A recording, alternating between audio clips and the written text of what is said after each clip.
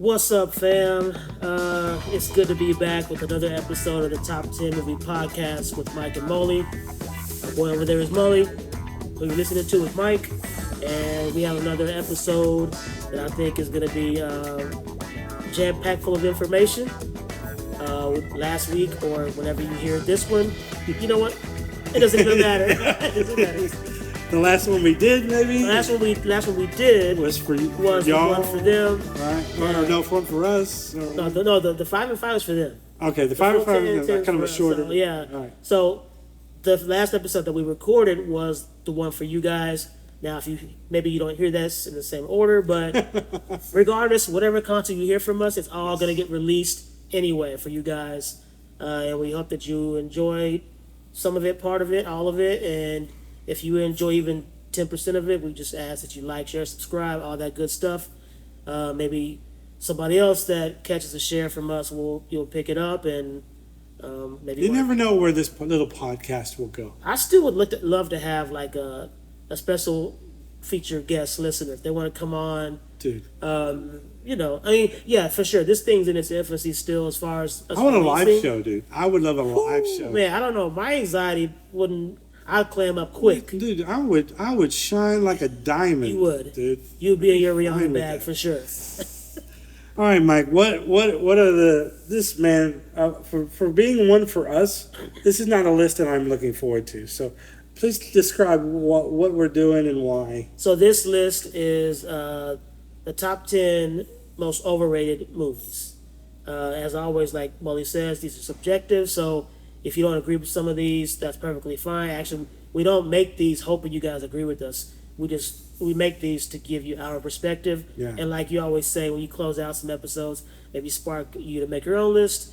This was one that you came up with, though. So I'm surprised that you're not a fan of it. I came up with top 10 movies that are criminally underrated. Yeah. That was the original list. Yes. And then I thought, you know what would be better would be the overrated list. Well, overrated for me is easier, so I'm glad you switched it. Yeah. I just threw out that it might be better because I feel like we kind of done in the past, and maybe we'll have to redo it. One of those podcasts we recorded early on that we didn't publish. Got a couple of good ones we need to redo for sure. And might be more underrated ones there are like I think it was kind of like our secret gems or movies that people should see have never heard of kind of thing. Top 10 movie soundtracks is one I can't wait to redo. Yeah, we need to talk. Man, we had such a good discussion about 90s music on that too. Yeah, we did. Yeah, we did. We gotta listen to that before we do it again. But no, this one. So I listed it as top 10 movies that are criminally overrated, but I have such an issue with this because I hate being negative about people's movies. Like especially people's favorite movies. I am not looking to yuck on anybody's yums. You know what I mean? Like I'm not trying to down people's favorite movies, and we all have our favorite movies and reasons for our favorite movies. Maybe it's the time period we saw it. We saw it when we were a kid. Maybe it was in the state of mind that we're at the time, or it just connected with us on another level that we only got subconsciously. We didn't get it consciously. We just love it for some reason. We don't know why. Like there's so many reasons why people love movies, and I know for a fact that a lot of the movies that are on my list are on some of your favorite lists at home, and I don't want to attack your movie list. I love the fact that you love movies and you love those movies on your favorite list. You're passionate about those movies. So to pull this list out, it was so difficult for me because I don't like being negative about movies. But here's the thing, like that. So we're not ever saying that we're critics of any kind. Like we're not official movie. Yeah, we talk about movies we don't like and do like, or we talk about certain aspects of movies that we do or don't like, actors, anything like that. Yeah. But we don't go around touting ourselves as critics, movie critics. Right. But it's okay to have things about a movie or movies that you don't like for whatever reason it is. Yeah. It's your own. Again, subjective, it's your opinion. It's a nice little therapy session we're having for me right now. This is great. There can be times, I think, if you don't like a movie, I'm not going to be mad at it. You don't like a movie that I like, that's fine. Or not just you in general, or specifically, but in general. But if we're going to have a discussion about it, like at least back up your claim. Don't just say, it wasn't for me, or I didn't like it. Right. Well, that's the whole reason I have a podcast. We have to actually talk it out. Right. But here's the problem with a lot of these movies for me is that I saw it one time in the theater when it came out, and I have not seen it since. So I'm not going to recall a lot of the things about a movie. That's why I'm relying on you, Mike. So you may be able to pull out some details, because I know some of these movies you really love. So you'll be able to pull out some details that I won't even remember because I only saw it once and then just try to forget it. Well, because if you thought it was overrated, why would you watch it again? That's exactly right. But I didn't know I was going to have to come on a podcast and talk about the movie I saw once in 1996. Now, I have done my due diligence and gone back and saw some YouTube stuff of this movie, saw some summaries of movies, just to try to get back to remembering why I disliked them so much. The first movie that was on my list, I started doing research about, and I didn't, in reading a synopsis of it, I didn't remember a part of it. And I think this is a movie I fell asleep in. It's always a bad sign. There's another movie that is actually on the list I actually did fall asleep in, and I blame the movie for making me fall asleep. In this case, it was a scene that I didn't know about, I didn't realize was in the movie, so I went back and watched that scene on YouTube. And it added a whole new context to the movie that I'm like, I need to go see that movie now. And that movie is the Lego Movie. The Lego Movie, I typically don't watch animated films because it's not my thing. And I lumped the Lego Movie in with that. It's more of a children's movie. So it was like, but it got so much hype from adults about it being a wonderful movie. And I think it was Miller and We Are the Millers? No, the writers. The famous writers, Miller and something, excuse me. Anyway, they're famous around Hollywood, and I think they did the 21 Jump Street, and then they've done some other really cool stuff. But Lord and Miller, that's it, Lord and Miller. And I said, all right, well, I'm going to forego my my typical embargo on animated films, and I'm going to watch this because there's so much hype around it. And then I left it being disappointed. And so it's always been on one of those movies that I've considered criminally overrated because I just didn't get why everybody was so hyped about this movie and continue to be so. Mm-hmm. But after watching and preparing for this list, I found a part of it that made the movie another level for me. I was like, what? I didn't know this was in it. So I clearly missed this part of it, which might have added to a lot to me liking this movie. So I took it off the list. It's not on the overrated list. I surprisingly own this movie. Wait, so you just added a movie to the list that doesn't deserve to be on the list then? No, I took it off the list. This is overrated. Yeah, it was going to be overrated. It was going to be the number one on my list. Yeah. It was going to be the Lego Movie. So you basically just added a number 0 to your list. In researching it, I took it off. Okay. I'm just telling you as an example of how this... Dude, oh my God. Okay. Now you have to lock in. Now that I realize this is even... I haven't gone into the movie. I'm sorry. I haven't gone to my list yet. Lord, we are 20 minutes in on this. I didn't realize what's going on, man. What in the... Sorry. Okay. In summation, really quickly, in researching this movie, getting prepared for this list, I actually took a movie off the list. And I'm going to give it another chance. And I own it because Regal Theaters has a promotion that if you went and saw a movie for a certain time, you get it digitally as well for free when it came out. And that was one of the ones that I got for free. And it's in my Vudu, which is now Fandango. Maybe we plug in stuff that we don't have ads from. Maybe in the future. So I'm going to give Lego Movie another chance. That I came to say that. But I'm going to actually give a movie that I consider to be overrated a chance because of doing this list. It's a good thing. Now that being said, let's get to a dang list. And I'm sorry if this is going to step on your favorite movies.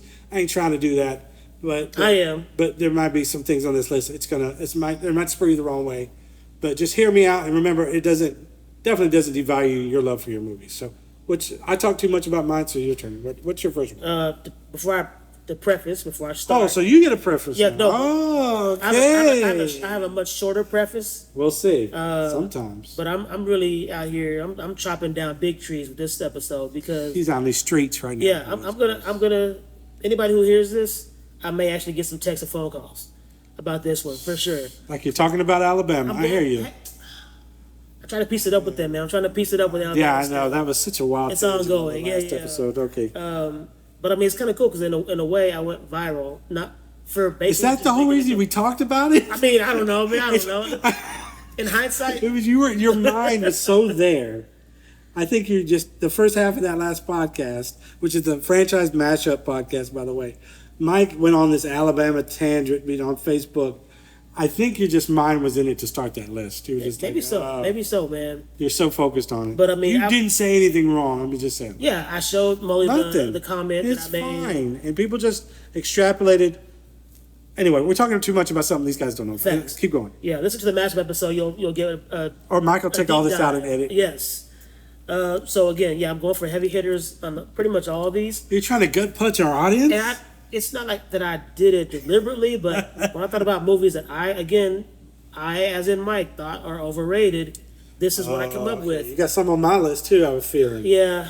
So I'm gonna get a lot of hate for this one, and that's fine. I like to be the villain. That's cool. Oh, boy. So starting off with number one on the list. But it's not number one in order of hate or overratedness. Maybe. No. All right. It's Men in Black.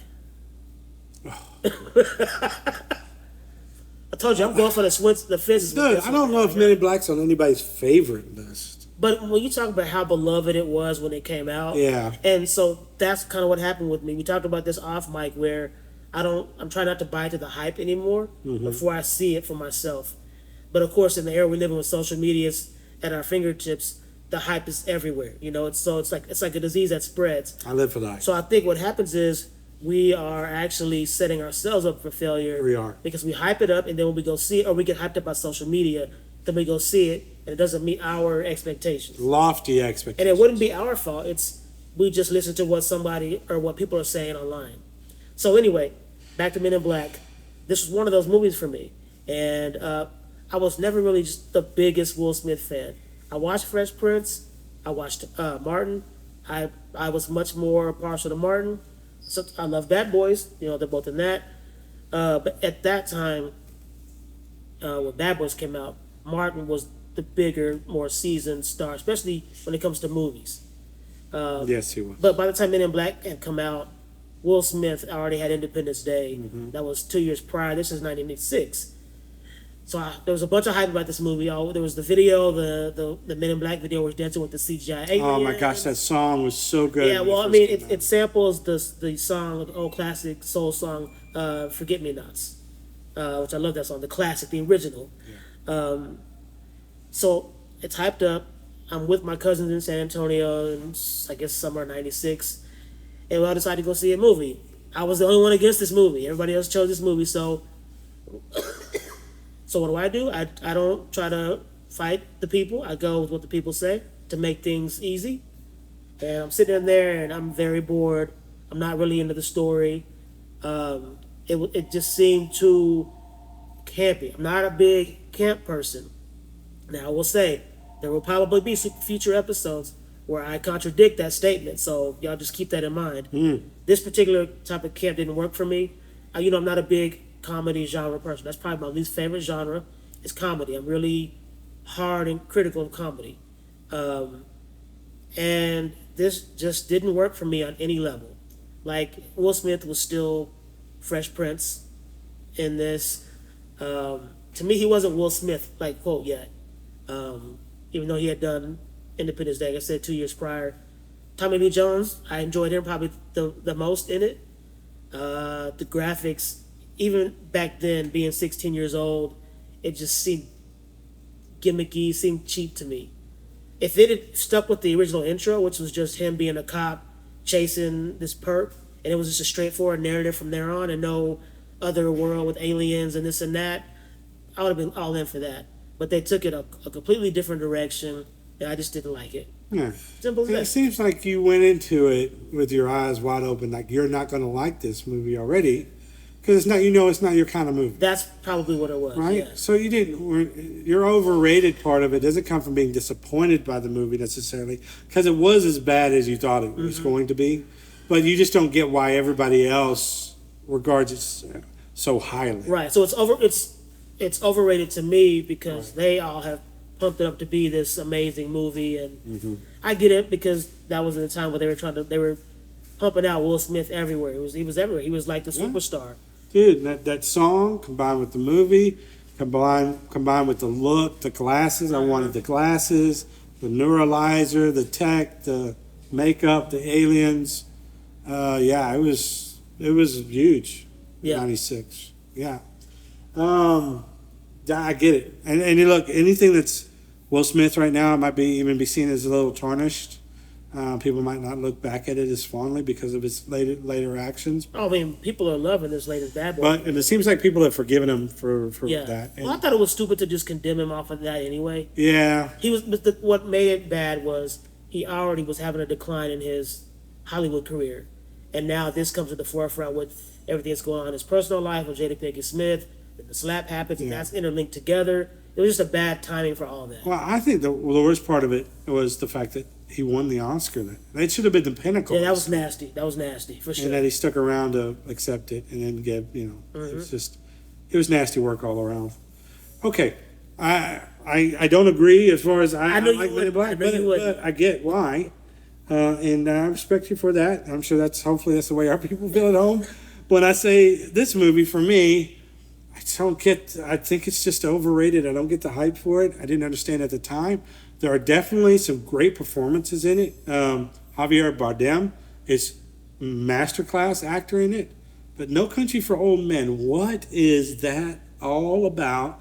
Why do people, I get, the look and maybe it's just been not my type of storytelling, the way that they unfolded it. It's just like 3 different storylines. And then one ended off screen. You don't even see how it ends. Mm-hmm. And it ends on a speech by the sheriff that he's talking about being in a dream with his father. Tommy Lee Jones again. And I love him. I really do love him as an actor. And like I said, Javier Bardem is so good in Josh Brolin. Josh Brolin's in it as well. Wait, but you're a Coen Brothers fan, though, right? In some things, okay. They're hit and miss. Okay. I think Lady Killers obviously is one that a lot of people like. Okay, gotcha. But I like Big Lebowski. Mm-hmm. You know what I mean? Barton Fink was one of their early ones that I've seen. Like, Brother, We're Out There. That's my favorite one of theirs. Yeah. But they are hit and miss for me. And I think for maybe the people that love what they do, they love everything they do. But this one for me was a big miss. I don't get. I get the acting performances being credited and winning awards or whatever. But the storytelling itself, and I think I just hate movies that end without it. Yes. Yeah. Where either you got to come up with the ending, or it's confusing, or in this particular case, it just stops. It does just stop. You're right. And I hate that feeling. It feels as an incompleteness, and the filmmakers are like, you complete the story now. Well, do you find that to be lazy filmmaking? I can't say that about them because I don't think they're lazy filmmakers. Right. I think they're really good filmmakers. But other movies that you were fans of that they've done have not ended that way. They did it intentionally. Sometimes, they delve into the indie too much for me. I'm not a big fan of the artsy indie. Okay. I'm not a big fan of that. I know you are, in some aspects. Some of the things that you recommended to me, I've watched, and I'm like, what is Mike smoking? Why would he watch? But it's just a different, you just have a different appreciation for that. And I'm more of the, like you said, I'm the more big franchise, summer blockbuster. That's when I think of movies, that's what I think. You're more about the art and the filmmaking and movies made for movie lovers. And I am I like movies that I like, and the majority of people seem to like the movies I like. That's just what I like. You like movies that speak more to your inner childlike wonder still. Some, and also that have... like spectacle. But see, I like the comedy drama where you don't like it. I like action. I like to be swept away in a movie. Right. I don't like to be dropped off in the middle of nowhere at the end of a movie. I don't like bad endings. Okay. But that's life comes with so many bad endings already. Why have to suffer bad endings in my entertainment? My sister shares that same sentiment. A lot of people do. Yeah. But I get that some people just love this movie because that maybe it is not a typical Hollywood movie. So I get it. It might be the anti-Hollywood typical movie. But I felt at the end of this movie, because all of these movies, one of the things that I had to do is I had to have watched them all. It wasn't even one. There were some movies where I left early. I didn't include that on this list. Okay. or that I only saw the first 10 minutes, like Oppenheimer. It was like, I'll watch it later. I can't deal with the slowness, right?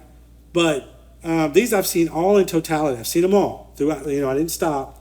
And then at the end of it, I was just felt disappointed, and then never watched it again, and have still not understood why people love it so much. That's my definition of overrated. So, Okay.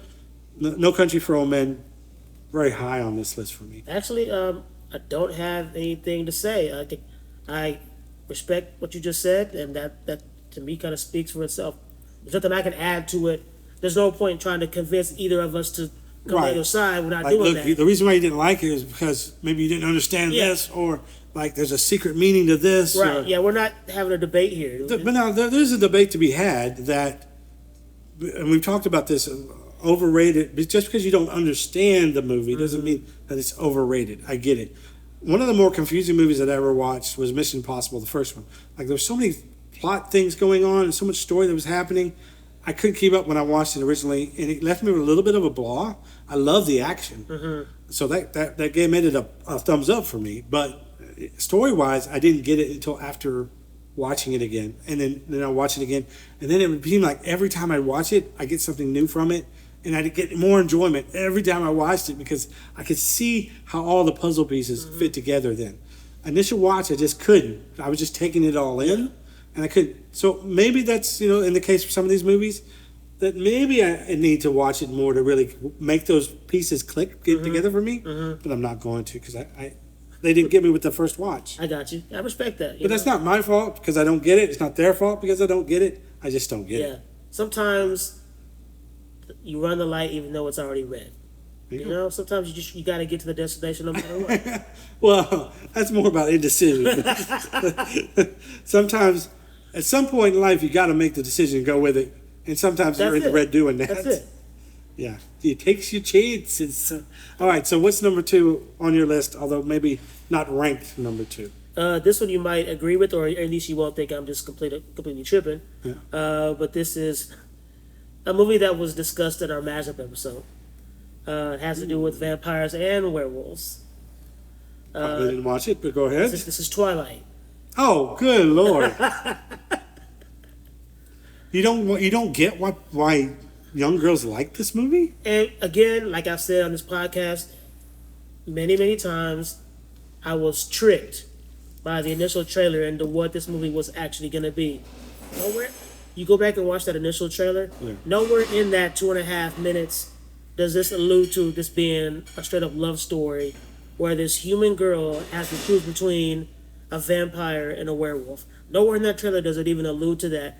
If you're not familiar with the YA novels, you don't know that. And what was that, 2012? So 32-year-old Mike is not reading YA novels. Okay, right. So... But 32-year-old Mike loves werewolf and vampire movies. True, but that are geared towards hardcore. Right. So that's where it hooks you. Yeah. Well, maybe I should say hardcore, though. That's something else. No. But like raw, gritty, gory, not angry, aggressive. Right. Vampires and werewolves. This was not none teenage of it. Love stories. Thank you. I don't want teenage love story mixed in with my werewolves and vampires. And it was heavy. I want throats to be slashed, people to be emboweled. Okay. Heads on sticks, pikes. You want to fall in love in the forest and let your skin glitter under the pale moonlight? That sounds exactly like something Disney would do. So definitely not. And so it tricks you. So you're already mad at this movie because I didn't know I was tricked until I actually went and saw this. Go watch the movie. I went with one of my good friends and his at the time girlfriend. We were just hanging out. Let's go check this Twilight out. They didn't even see the trailer, so they had no idea what was going on. So they were even more oblivious than I was. Did they like it? No, they didn't either. Yeah, not even his girlfriend at the time. She didn't like it either. So, yeah. But wait now. So for it to be overrated, I'm thinking, is this really somebody's? I know that there is probably a segment that it is one of their favorite movies, but I just feel like that's a smaller segment. Like I think most people in general, they do think that this movie's overrated. You could be right. You could be right. The majority of I think the general public knows that this is a bad movie. No, well, yeah, but just like not as it is a teenage love story movie. It's like, if you're into romantic movies, maybe you watch the Hallmark Channel. Like, that would be more the audience for this movie. Yeah. And I don't think that's the majority of moviegoers. And also, again, like, you know this about me, we don't have to shove the romance plot in every movie that we put out. We don't have to do that. This franchise could have actually been maybe somewhat decent and salvageable had they taken that out, but that's the core of the story. You mean you can study tornadoes without falling in love? Yeah. Yes, you can. Although, no. Unheard of. What, shout out to Bill Paxton, rest in peace as well, and Helen Hunt. That worked. But that wasn't a traditional, straightforward love story narrative. Those two characters were separated. They were in the process of trying to get a divorce. Everybody's seen Twister. You know what's going on. This right here was boy meets girl falls in love. Yeah. And he's trying to stay away from her because of what he is. She so pale. doesn't care. He's so pale. It's ridiculous, man. I didn't get it. And you know what? I think it's on the list. It's overrated because it just makes me mad talking about it. Yeah. I think Robert Pattinson, if he was here sitting with us, he'd agree. He would agree. He'd be like, yeah, dude, you're right. He's better than this franchise. All right. Yeah, I get it. So maybe it doesn't belong, but hey, it's there. So. No. Hey, it's your list. It belongs. It's your list. It belongs. Okay. You might give me flack for this one, and I think people at home will probably give me flack for this one, but Everything Everywhere All at Once was a movie I was really looking forward to. I got early buzz about this movie, I think before most people did. I was like, this is going to be a good. Before the hype, before the Oscars, before all of that, I wanted to see this movie. I thought it was going to be fun, and I thought it was going to be time trippy, and I thought it was Michelle Yeoh and Jamie Lee Curtis and the kid from Goonies and Indiana Jones. All grown up's going to be it, and I want to see this movie, and I saw it, and I fell asleep in this movie. Were you rested when you went in? You had got a good night's sleep? Okay. And it was a movie I was excited to see. And I fell asleep in this movie. And it went in some esoteric ways. I think I'm using that as the right word in the right sense. Great word. It was just, has its weirdness to it. And maybe you need to be awake for the whole movie to get it on a certain level. It just bored me. Let me just say, it bored me. And I know that's not going to be the common thing for most people. But the next thing I know, this movie that I left disappointed from and thinking, man, and then at one point there's rocks talking to each other and stuff. It's crazy. But it's okay. That's fine. But it's way out there. It is a artsy film masquerading itself as a time-traveling action film. But ultimately, it's just a wild shift between genres and things. At the end of the day, great acting performances, obviously. Everybody and their mother won an Oscar from this movie. And it got so much buzz afterwards, I almost had myself rethinking, what did maybe I need to go re-see this because so many people love this movie. So even though you fell asleep halfway through, you never went back to finish? No, I fell asleep and woke up while the movie was going on. Right, but so you never went back to go see what you missed? No, because I was actively watching a movie I really wanted to see. Okay. And got so bored that I just fell asleep and woke up and still was able to connect the dots about what was going on, but still left me underwhelmed. A lot of my filmmaker friends, I saw them raving about this movie. Yes. I mean, I liked it. I wasn't enthralled like everybody else was. But I think what it was it when it came out, like you said, it had a bunch of hype and buzz early on. Yeah. This movie was slated to be right before the Oscars, so it's being set up to be this Oscar-winning movie anyway. I thought it was a huge underdog. But also on top of that, it's very different than anything else we've probably seen in the last 15 to 20 years in film. Ultimately, for me, it just wasn't entertaining, and I know that it maybe, as a filmmaker, it's more of a wow, look at what they were able to pull off, and look what they were able to be able to pull off more of an artsy indie feel in a huge Oscar-winning now movie. I think it was trying to be too ambitious. Super ambitious. You have a very straightforward narrative. This is just about the bond between mother and daughter. That's really That's ultimately at the end of the day, but also all the different timelines and trying to tie all those together and weird things being alive and and rocks talking to each other. It's so out there. It was a lot. It was out there for sure. Yeah, it was a lot. So now imagine that movie where you miss like 10, 15 minutes in the middle, and then it's just insane. But it does make me think maybe I need to go back and watch it at some point, but I'm not eager to do so. So I saw it once in the theater because of the hype. I felt like I got my money's worth. Is there something I felt like I'll go back to? No, and I haven't gone back. But I saw it and I respect it and appreciate it for what it was. They tried a bunch of new things and gave us things that we haven't seen before in film, and I appreciated that aspect from it in terms of filmmaking and all that. But I mean, you said it was really out there, and sometimes if you go too artsy, too far out there, you do lose me. But I enjoyed the performances. I enjoyed all those aspects as So well. even to you, it's a little overrated. A little bit, yeah. Okay. A little bit. All right. Yeah. So I'm not there on the limb by myself. No. This movie, I think, is pretty, fairly overrated for what I saw Right. when I was awake. It was cool to see. I think his name is Key. It's Key something. The guy from Indiana Yeah, Jones and Quan. Something, yeah, and Loki. We should look that up. I didn't know. I didn't know he knew karate. I didn't know he knew martial arts. So that was a surprise to see, because I knew this is the guy from the '80s. He's had a career resurgence once he got older. I didn't know he knew how to do all that stuff. That was kind of cool to see. And that was the stuff I was looking forward to the most, was the idea of like the interjection of different timelines into the same one, and the skills that came along with it. It just took it in a very wild direction. It did. Yeah, for sure. But anyway, I don't want to harp too much on that movie because I know a lot of people love that movie. It's just one that I just think is a little bit, not a little bit. I think it's criminally overrated. All right, go ahead. Next one for me. Again, I'm taking your legs out on this one. I'm sorry. Now this is one of those we discussed off mic about.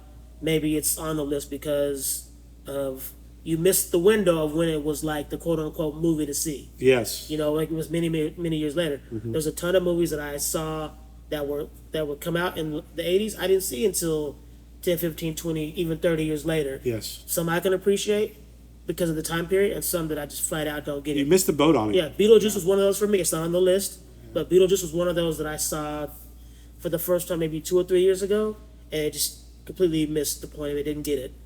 But the movie I'm talking about here is, really it's kind of in general. Star Wars.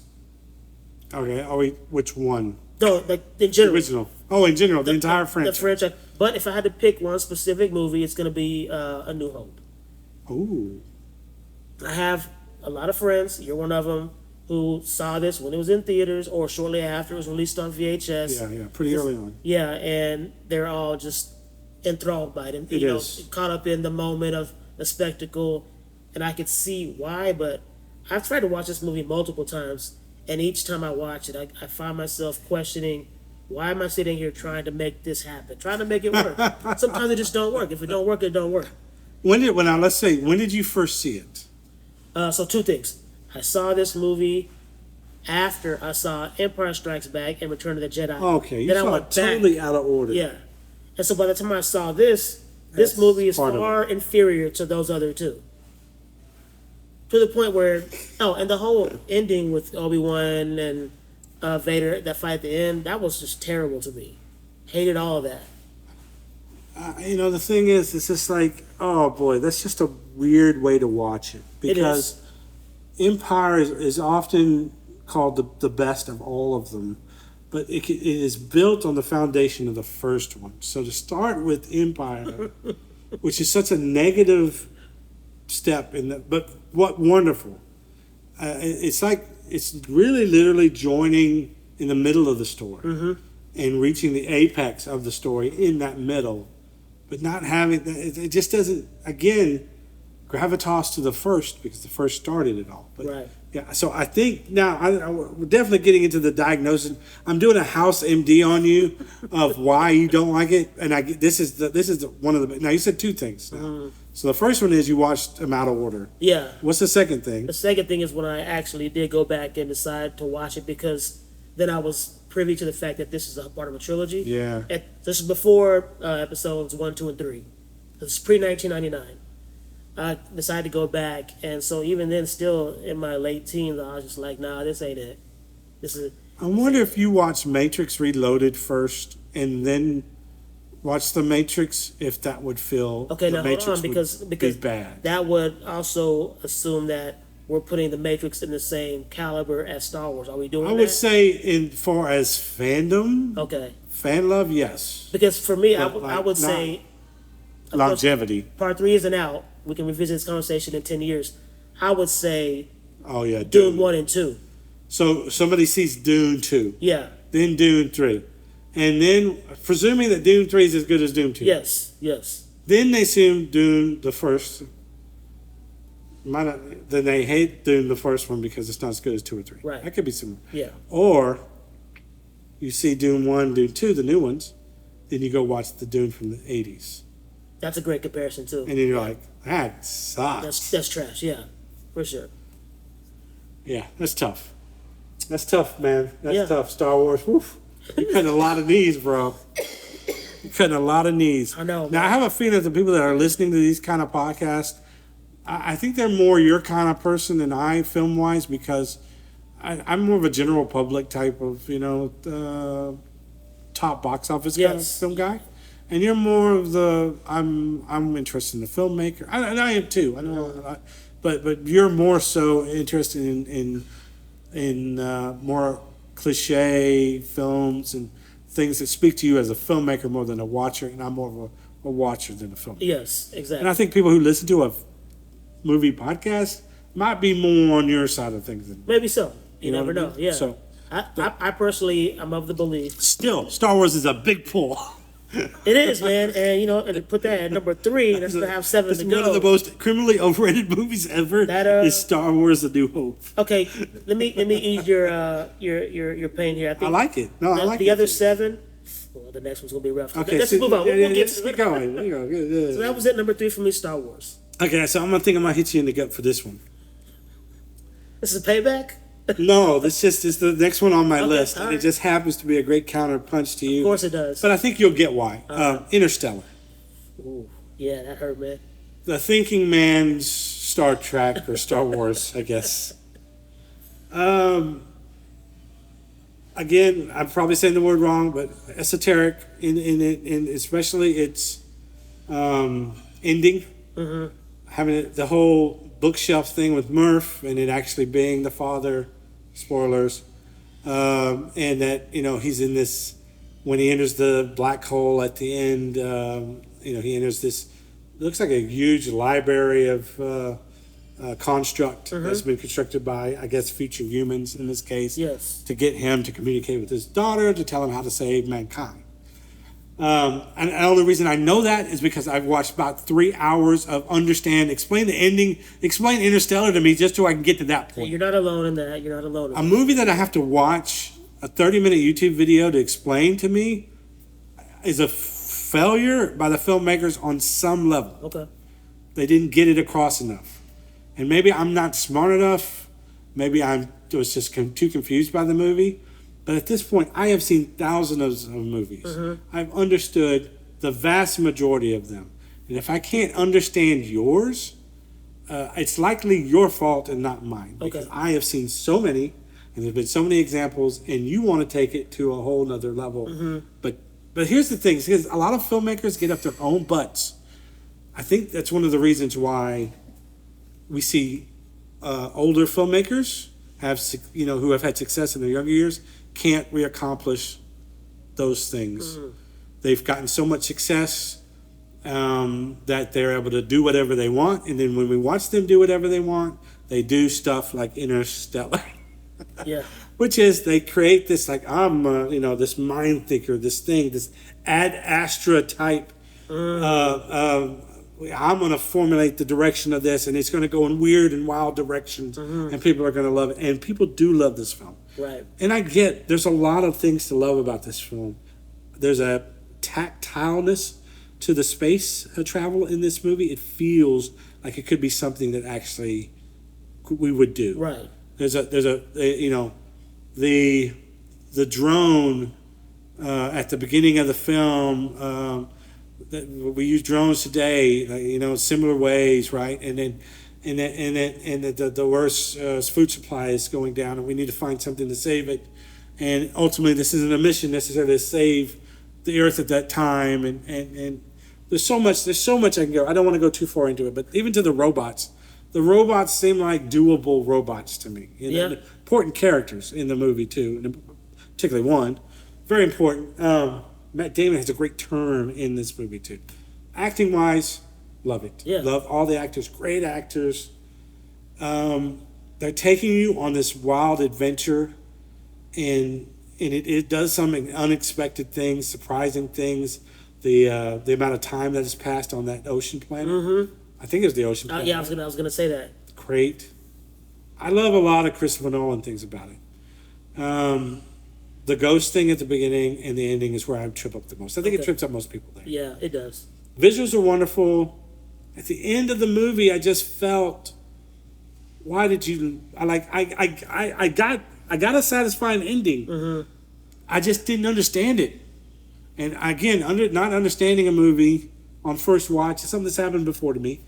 I've watched Interstellar since, and I still come away with I don't think it's that great of a movie. Okay, when you watch it now, is it in the back of your mind, already on your mind, that I already know how the ending's gonna be, and I already know I don't like it? No, it's more of like I want to see more hint. Like to understand. Now that I've seen the ending of the movie, I can go back and watch the beginning of the movie when all that strange stuff was happening with the ghost. That was just not explained really until the ending, and then explained so wildly out there where you don't exactly know what is happening and why he's seeing his daughter and why he's the one doing it, or who's allowing him. What construct in this black hole is allowing him to do this? And only piecing it together after multiple watch on different videos of how I explain this ending on YouTube. That's just too much work to put into trying to understand the film. Okay, I see what you're saying. Yeah. And this is beloved by people. And I get that everything that Nolan touches right now is gold. I get that. And I like a lot of the things that he does. This one I can't get on board with. And I love everything about the movie, but just the way that it unfolded at the end. And, and that really ties into the beginning. And I still just can't wrap my head around it enough to figure out what he was trying to do. Okay. I have a similar feeling about the Magician movie that he did. I just rewatched that recently. That's with Hugh Jackman and Christian Bale. It's a great movie. But I mean it's shocking to figure out what's going on at the end.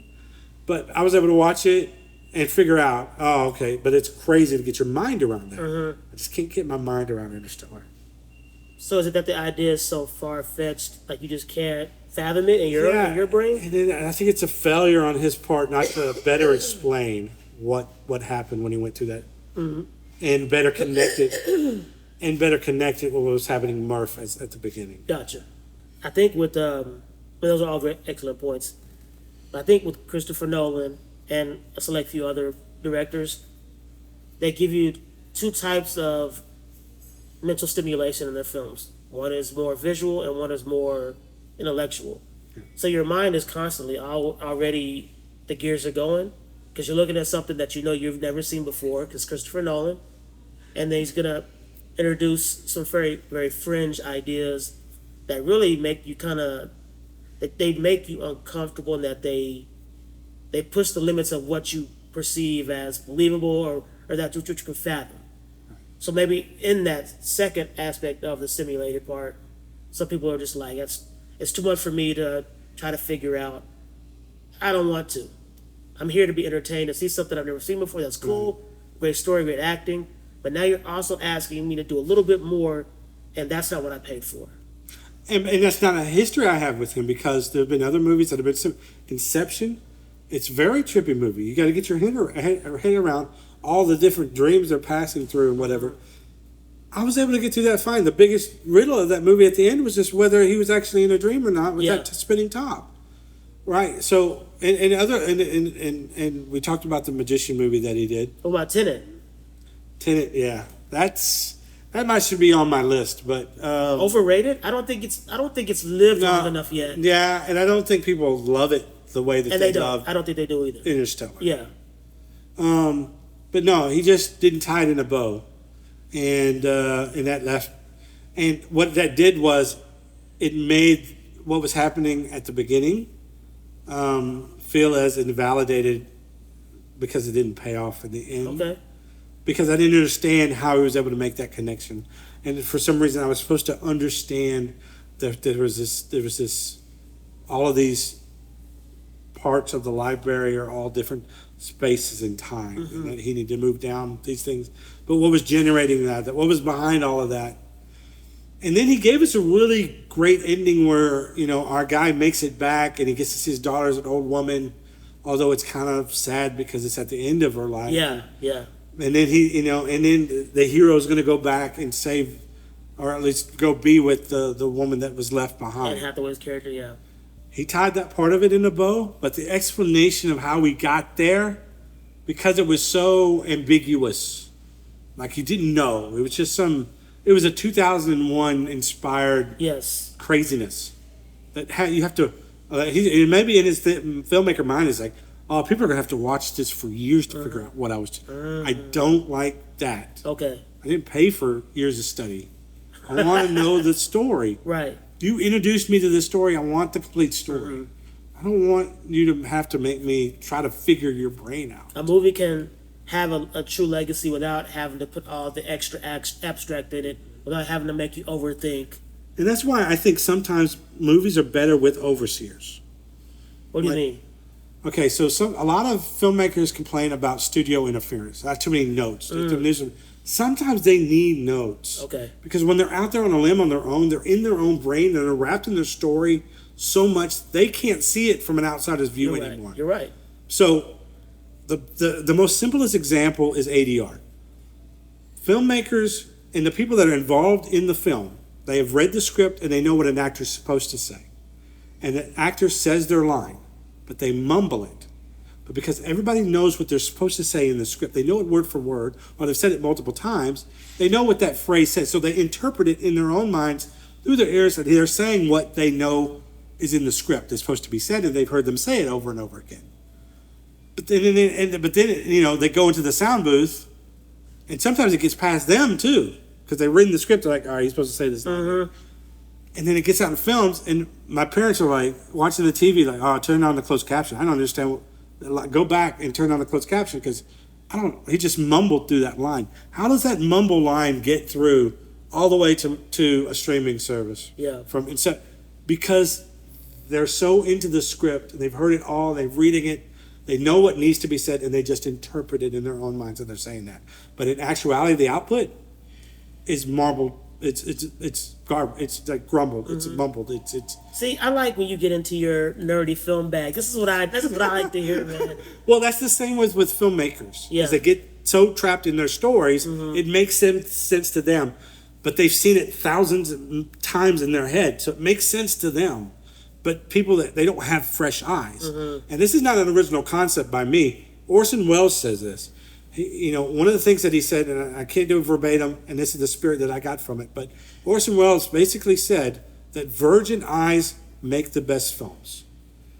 If you've watched thousands and thousands of films, basically is what he was saying, you've been tainted, right? And the best stories, look, and he's a great example. Orson Welles maybe directed, wrote, starred in the greatest film ever made in Citizen Kane.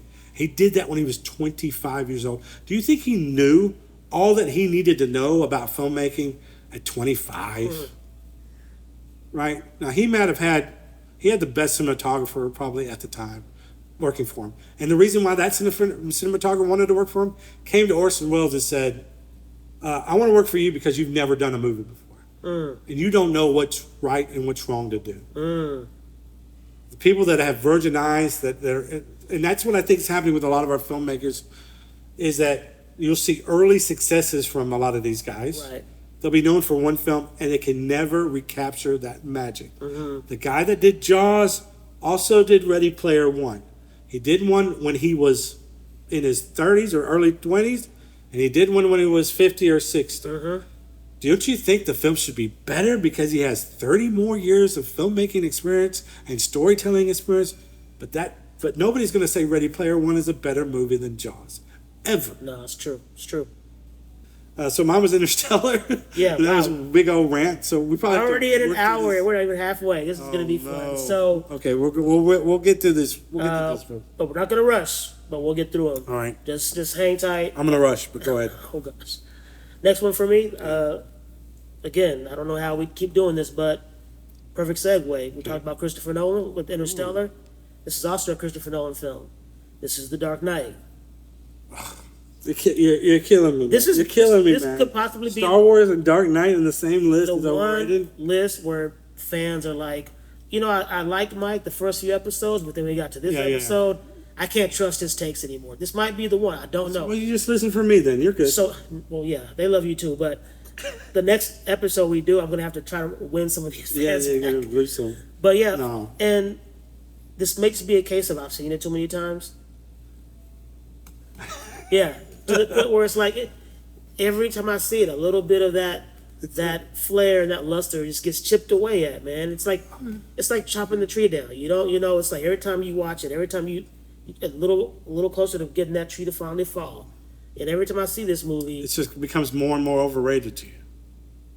I don't. It's not that it becomes more and more overrated. It becomes less appealing to me the more I watch it. But you do think it's overrated.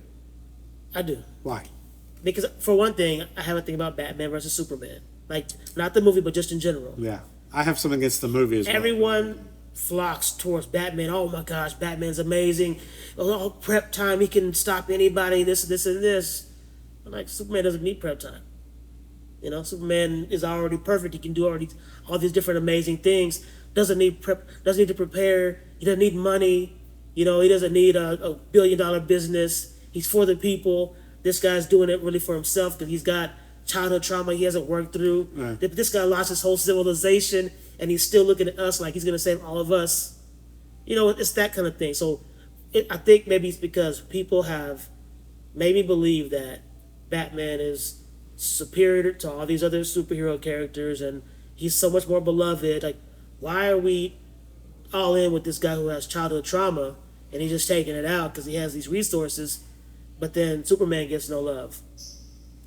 The best thing about this movie, everybody's going to agree, is Heath Ledger's performance as the Joker. Yeah. But the more I watch this, the more I nitpick little things. Yeah. And I mean, of course, Christian Bale's voice in this one versus Batman Begins, That's it's horrible. And he kind of has this thing where once he gets the upgraded suit from Lucius in the movie, he never really closes his mouth when he's just sitting there listening to someone talk. So it's like, can you not breathe? He does sound a little nasally if you hear him in interviews, Christian Bale. Oh, he said it was a the wearing that suit would give you a headache. And there's actually video of him on the first movie, like on set, lying down because his head hurt so much. Okay. So, But he said he used it as fuel because he was like, this guy's going to be on edge anyway.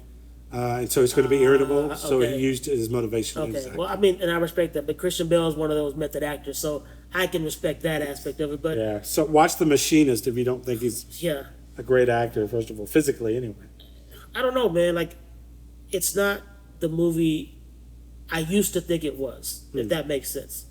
It's not this big spectacle. Maybe because what is that, 2008? That was 16 years out from now. Or 16 years ago. He's a whiz. So we've had a lot of, I won't say better in every way, but we've seen spectacle in different ways since then. We've had 4 Avengers movies after this. We've had Dune 1 and 2 after this. Mm-hmm. We've had other Christopher Nolan movies after. Inception was 2 years after this. We've had Tenet. Interstellar was 2014. That was 10 years ago. That's not a plus. Not a plus for you. It's a minus for you, plus for me. What I'm saying is, I guess maybe a movie can get to a point where the spectacle isn't enough anymore. Right. It's a great story, but to me, there were still some inconsistencies in some of the things that I saw from a narrative standpoint. Yeah.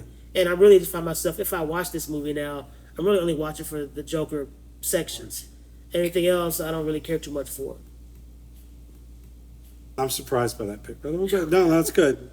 That's what we make these lists for. Okay, moving on. Then we're going to start getting into the list of movies that are kind of must-sees for filmmakers, and I just didn't get it. And a lot of times, I think, let me say that it's, I don't think the word is recency bias, but it's similar in the sense of I didn't grow up when this or I wasn't around, or I didn't watch it when it came out. And now watching it later on and trying to just someone who's trying to study film, trying to appreciate what it is. It might have been innovative at the time, but now people have done that or done it better. Mm-hmm. And I've seen the better versions. So going back and watching Chinatown, it just doesn't hold up for me at all, and didn't. So Chinatown with Jack Nicholson is all about this Los Angeles water scandal, kind of a film noir type detective. Which I love those. Right, and I wanted to see it. I was like, I've heard so many people talk about Chinatown. Mm-hmm. Chinatown's on a lot of people's essential lists to watch, and it's just underwhelming. I don't get the hype for this. And I guess is it too dry for you? As in, like, there's not a lot for going sure. on? Yeah. And I don't remember. I don't ever come out of it thinking that the acting was super, like it was spectacular. Mm-hmm. Jack's always Jack, and the story just fell flat for me, and I wasn't satisfied with how it ended for sure, because it's a bad ending. So Mm-hmm. I don't like when the bad guys win at the end. I don't typically like that. So it was a rough ending for me, and it just all around I thought it was a big disappointment. Not the biggest on this list, but it's just I don't understand why everybody loves this movie. Yeah. And I think it might be a case of you had to watch it when it came out. Had to be there. Yeah. And then you were like, wow, this is like, oh wow, this is cool. Mm-hmm. And so now it's forever cool in your mind because you grew up with it. But watching it 20, 30 years later, it's just been done, I guess, so much better that it's just a dinosaur now. Okay. Yeah. So, yeah, I don't know why it's on so many people's list. I guess you had to be there. Well, it's funny you say that because number 5 on my list is also, I guess, one of those you had to be there. This is The Lost Boys. Wow, I thought you would. I didn't know as a horror fan. This is down your alley. Yeah, this is the real vampires that I was talking about that Twilight was not. Yeah. But again, I didn't see this movie when it first came out. I was probably only 4, 5, 6 years old. I think you're giving yourself too much credit, but keep going. I think you're a little bit older than that, but it's okay. You go ahead. You live that dream. You just turned 44. I get it. You're dealing with some of that age stuff. Thank you, man. Yeah, I think I'm starting to hit that midlife crisis. You were just a baby when this movie came out. But listen, I love millennial. I love Corey Haim. You Jen Zinner. I love Corey Feldman. Rest in peace, Corey Haim. But I love License to Drive because they're both in that. I love that movie. License to Drive. And I saw that movie maybe right before I got my license, so that kind of ties into real life. I will never forget the VHS cover of that movie at the video store. Them both like looking at you, but like looking at each other as like a car in the middle. Yeah. Like I love I'm pretty sure if I watched the original Police Academy, I probably would hate it.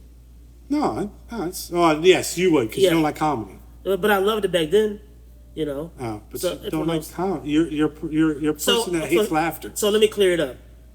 It's my least favorite genre. Yeah. There are comedies that I love. Mm-hmm. Anything by Adam Sandler? I'm asking.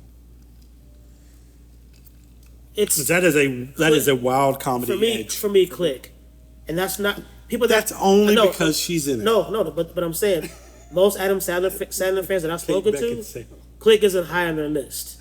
It's gonna be Little Nicky or Mr. Deeds or Happy Gilmore. It's gonna be one of those. Happy Gilmore's great for what it is, but again, I didn't see that too much later. I saw the rest when they came out. I don't like the voice that he does. Okay. I can't get past that. Yeah, I get it. Billy Madison. Yeah, and then what's the one where it's the inmates versus the guards? The Longest Yard. I actually kind of enjoyed that. Yeah. So again, it's kind of hit or miss. Okay. But it's my least favorite genre because I know if I pick 100 random comedies at random versus 100 horror films or 100 action films, I'm gonna find the least amount that I would like within comedy. Comedy, yes. Gotcha. So yeah, back to The Lost Boys. I've seen better vampire movies since then, and then I saw this so late in life. When did you see this? The first time, maybe 2 years ago. Okay. So 40 plus years old. Jeez. Yeah. So to see that, and when it first came out, I wasn't even 10 yet. It was a massive amount of time. I mean, I'd already seen Blade. You know, I'd already seen. Yeah. You know, Yeah. I seen 30 Days a Night, which I don't know if you've seen I that. have. I've surprisingly seen that. That is surprising. Vicious vampire movie. Actually, pretty You know good. what? That's a good movie. The original, because That's the one I'm thinking of. Josh Hartnett, where they're in Alaska. Yeah. Yes. There's another one with Ben Affleck too, right? There's a Ben Affleck. Ben Affleck and vampires. I don't know if it's vampires, but it's it's in the snow too. I don't know. All right. They don't care. They don't Phantoms. Maybe Phantoms. Care. Oh, that's not vampires though. Oh. Something completely different. I think. No, but I've seen the original Nosferatu. Way better. That's a silent film. Yo, yeah. And I love Original that. Dracula. Oh yeah, I love that. Oh, Bram Stoker's Dracula. I love all those over Lost Boys. See, Lost Boys just lost you Yeah. completely. And you know what? I haven't. It's a time thing. And I don't like anything Jason Patrick has done. Anything. You didn't like Speed 2? Cruise Control. No thanks. I'll pass. There's your mashup from Okay. from another episode. Yeah. Mm. But yeah, Lost Boys is straight to the point. It's just I've seen so many other better vampire movies that predate that and then post-date that in different spans of time. Just were better to me. Okay. And people I've never seen The Lost Boys, so I can't even. It's a classic in the horror. I know it is. community. I know it Yeah. is. Yeah, yeah. People talk about it a lot, being one of their favorite films. Yeah. Sorry to step on your Lost Boys. For me, another one of these movies that took place in the 70s.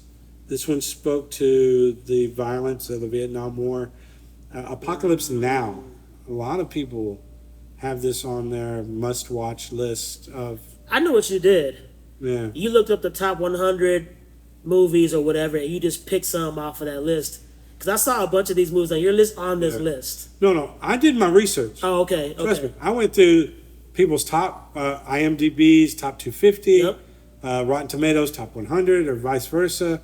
And then I went through and I was like, okay, which ones have I seen out of these? And which ones did I like and which ones did I not like? And yeah, these are some of them. And a lot of these that came up on this list are some of those. They're highly rated. Yeah, not only highly rated, but also recommended for future. Like if you want to be a filmmaker, They are. you need to watch these films. So I went down and I watched Fellini.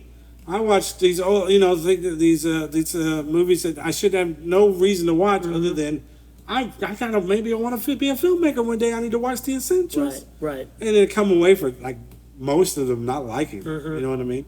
And Apocalypse Now was one that I hadn't even really seen till recently, and it was just I can't even get my head around that kind. And people love it. So you don't like the smell of napalm in the morning? What you're saying? All right. It is so overtly violent, and I know it's trying to get a point across about the violence of Vietnam, how emotionless the violence was in this movie, how real life it is. I'm sure there's some of it tied to real life stuff, but and so yeah, I think it was just one of those things where I didn't watch it when it originally came out. So and I've heard so much about it since, and yeah, apparently there's even another movie made about how grueling it was to make that movie. Yeah. Right? And the end result, the trip to the obstacles that our main character, the Martin Sheen character, has to go through to get to Marlon Brando, right? To get to him and kill him ultimately. Yep.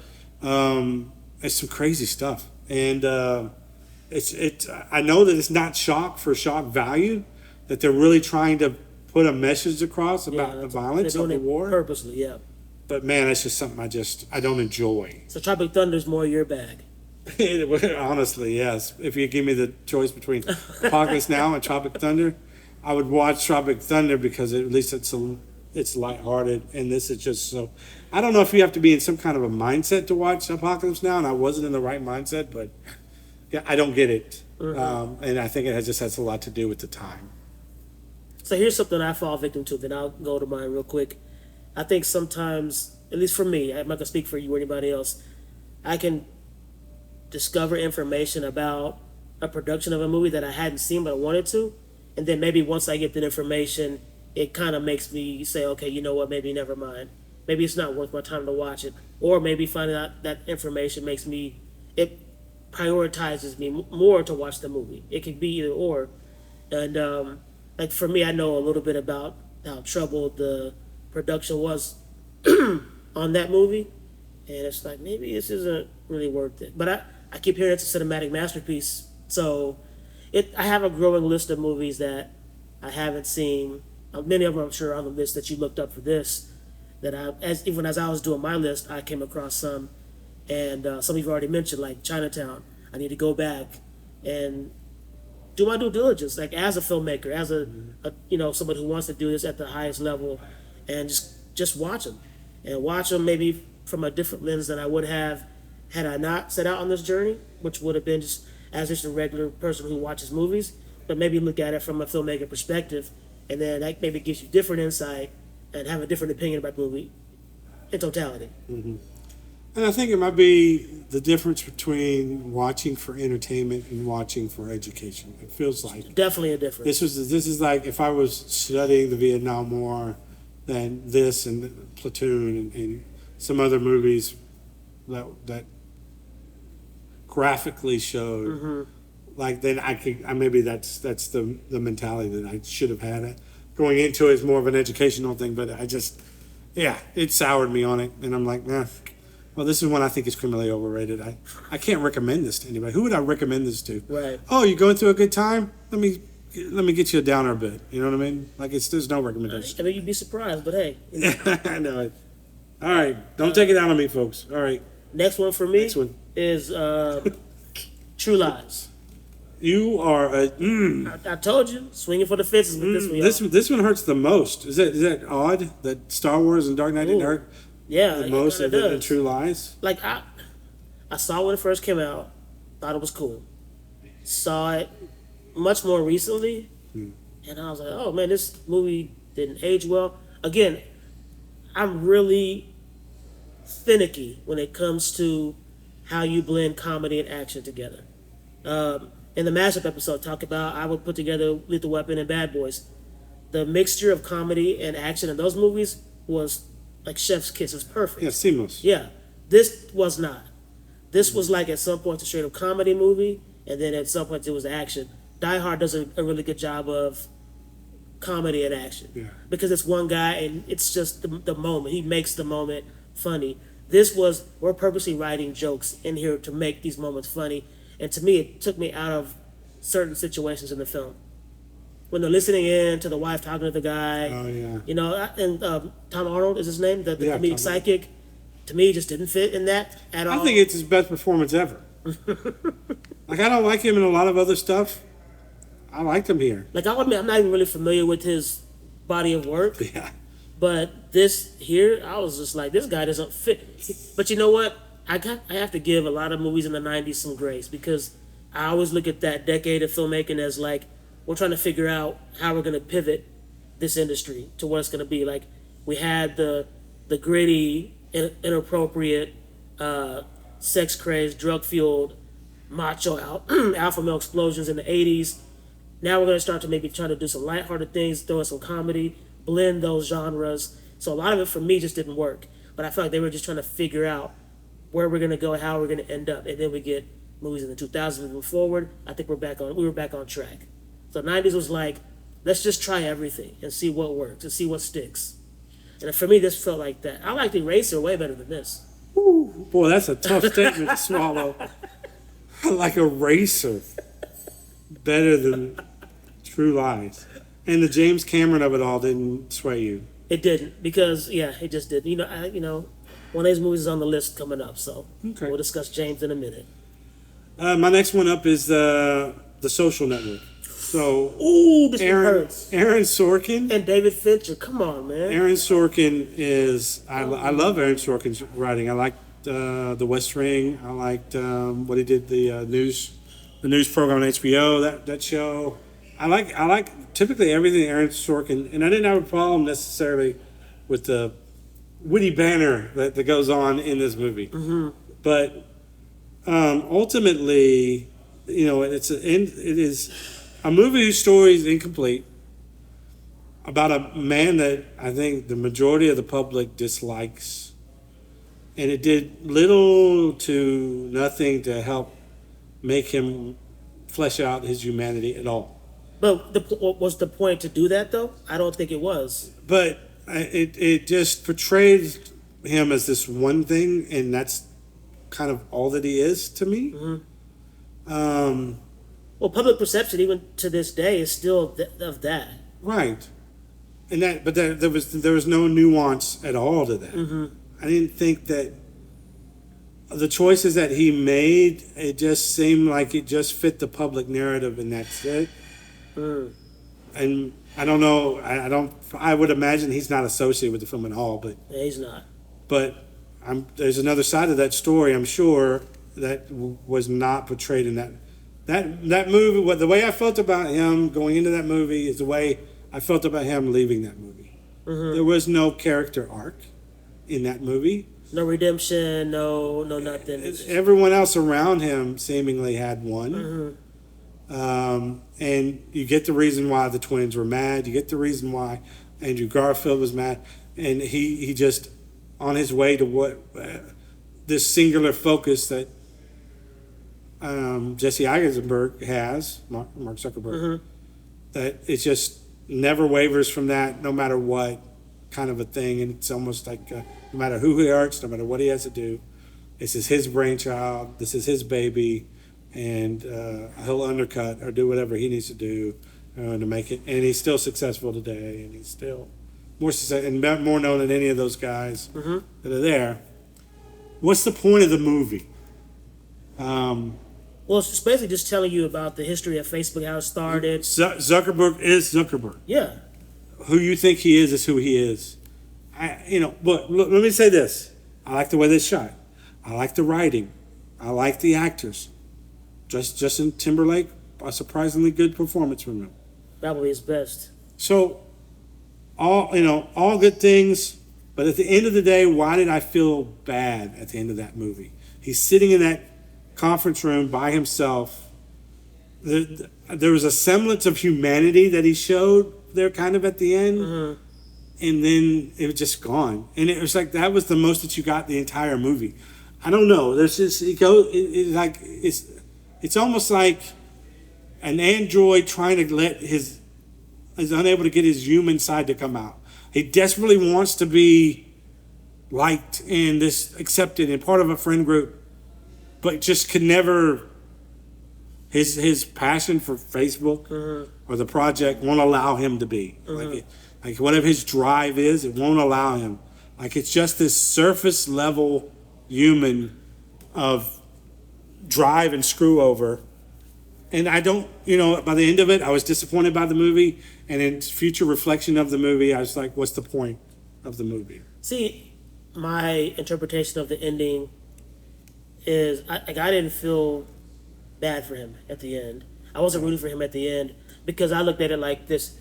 The last frame is he's just pushing the refresh button, hoping his girlfriend will add him back. Because remember, he added her again. Right, that's you put him in part. Right. Yeah. So I look at this as eventually he decides she's not going to add. Or this you is get what you get. Yeah. Kind of a thing. And then he leaves that office and he continues to be who he was that whole 2 hours. So I went into that already. They showed you who he was from the beginning. I think that was deliberate, and I think you were never meant to see another arc from that. I think you were meant to see this is who this guy is, no matter who comes in and out of his life, no matter what other people are trying to influence him to do or not do. Right. He's gonna stay consistent with who he is, and he showed you that in the beginning. And all these other people's lives have been changed. I think that was the point of the film, to show how many lives were altered and affected, negative and positive, because he stayed who he was. It was like they have to drag ships through icebergs up north. It feels like he was just a ship being dragged. Like he was the one. He was just. There was no you talk about character arc. This was a flat line, and him powering through this movie as this. And I just especially as time has gone on, at the time I kind of liked it because of all the extras, the actors, the acting, the story. But at the end, the more and the more I get away from this film, further away I get from it, the more that I think it's just overrated. To me, it's the Filmmaking for filmmaking's sake, okay. but an incomplete story because it told one side of it, and his story hasn't ended, so it's telling us a certain tale of it. The creation of Facebook and how he screwed everyone over. Okay. That's not entertainment to me. Okay. Anyway, go ahead. No, just to book in this, for me, it's the Seinfeld effect. No one watches Seinfeld for Seinfeld. They watch it for Elaine shenanigans, Kramer shenanigans, George shenanigans. Mark Zuckerberg, in this analogy, is Jerry Seinfeld. He had some moments, but Jerry stayed who he was for all 9 years of that show. Elaine had growth. Kramer had growth to some degree. Yeah. George had growth. Jerry stayed who he was for 9 seasons. Mark Zuckerberg in this movie stays him, but everybody else is affected based on their interaction with him and how life has affected them because of it. But I laugh at all those other people's shenanigans. It's a comedy. You're supposed to laugh. And the Social Network, it's all depressing. Because it's a drama. It's not meant to be a comedy. No, but it's just, is it a story that's better not told as a documentary than something that's supposed to be pilfered out as entertainment? I think whether you make it a narrative or a documentary, you would have walked away with the same feeling. Yeah. One-sided storytelling. Sadness. I just was sad after that movie. It was depressing, but I think you're right. It's meant to just be watched for the performances. Yeah. Acting for acting's sake. Acting for acting's sake. That's it. All right. Yes. Next one for me is Look, even talking about that movie, I feel bad now. That's why it's overrated. I feel sad just thinking about that movie. all right. Number 7 for me on the list is and I actually kind of hate that I'm going to say this out loud because I enjoyed it a lot the first time. You're prefacing this great. You really are. This is Mad Max Fury Road. Is that on your list? It was, but it's not. Oh, you took it off? Okay, took it cool. off. Yeah, man. No. So we both agree. Okay. I mean, it's a decent movie. You know, I don't see it being like this huge spectacle that, you know, George Miller put together. It was cool, but there were so many things in it that I'm not gonna say seemed out of place, just didn't work for me. And if I see a movie that there's elements to it, multiple things that don't work for me, and everybody else is like, oh, this is amazing, I look at that as overrated.